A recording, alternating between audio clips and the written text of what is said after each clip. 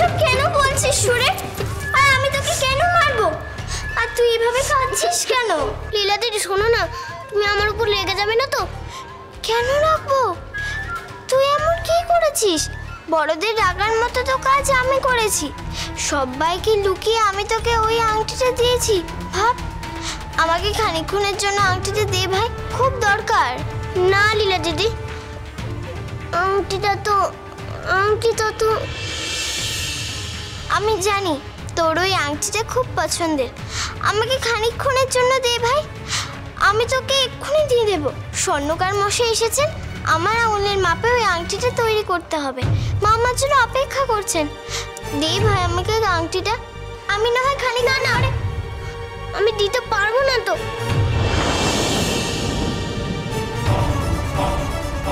দিতে পারবে না কেন বড় কুমার?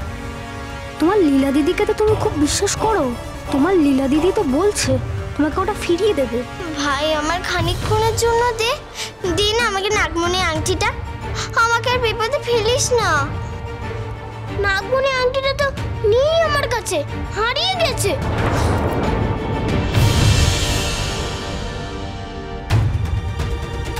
কি হারিয়ে গেছে মানে? হায় হায় হায় বড় দাদু ভাই, এ কি স্বপ্নে সে কাণ্ডে ঘটালি না তুমি বলো দেখি।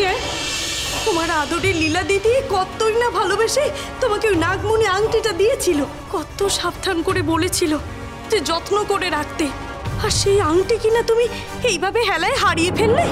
না না, আমি হারাইনি, কেউ যেন আমার হাত থেকে নিয়ে নিয়েছে। কে? হায় হায়, সুরেনোর বাবাকে দেখে ফেলেছে নাকি আংটিটা নেওয়ার সময়? কে নিয়েছে তোর হাত থেকে? বল সুরেন, সে না হয় তোকে ফিরিয়ে দেবে। ডাকাত, একটা ইয়াক বড় ডাকাত গো, আমার হাতেই ছিল, ছিনিয়ে নিয়েছে।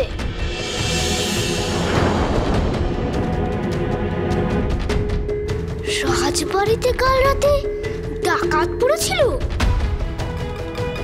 ডাকাত? কই, আমি তো জানি না। না না, এই হতে পারে না। ও ভাই, তুই বলে দে না এসব মিথ্যে, ঠাট্টা মাত্র, নাহলে যে আমি খুব বড় ক্ষতি হয়ে যাবে, বাড়িতে অশান্তির ঝড় উঠবে।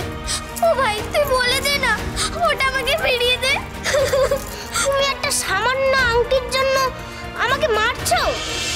আমি আর তোমার সঙ্গে কখনো কথা বলবো না। আরে আরে আরে, শ্বেতারা, শ্বেতারা যেও না, তুমি দাঁড়াও। শ্বেতারা, শ্বেতারা শোনো, দাঁড়াও।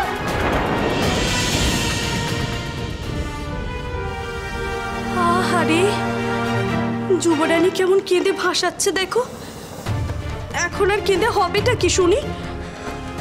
ভুল তো তুই করেইছিস খনা, আর এই ভুল তোকে মূল শুধু উপরে না দেয়।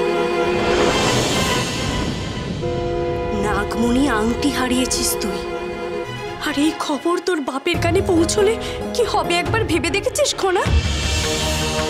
মা, তোর বাপ তোকে কোলে বসিয়ে কি বলেছিল তুই শুনিসনি?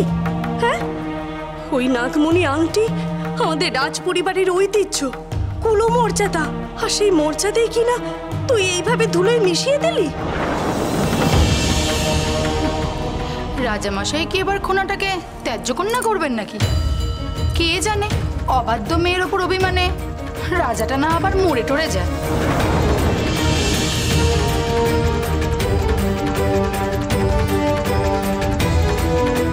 এখন তো আর কোনো সুরক্ষা কবচই নেই, তাই দেউলি সিংহাসনের ওপর বিপদ তো নেকড়ের মতো হাঁ করবেই। এত ভয় পাস না, আমরা তো তোর ভালোই চাই রে খনা। তোর বাপ মাকে আমরা কিচ্ছু বলছি না, ধরে নে এখন থেকে আমরাই তোর সুরক্ষা কবচ।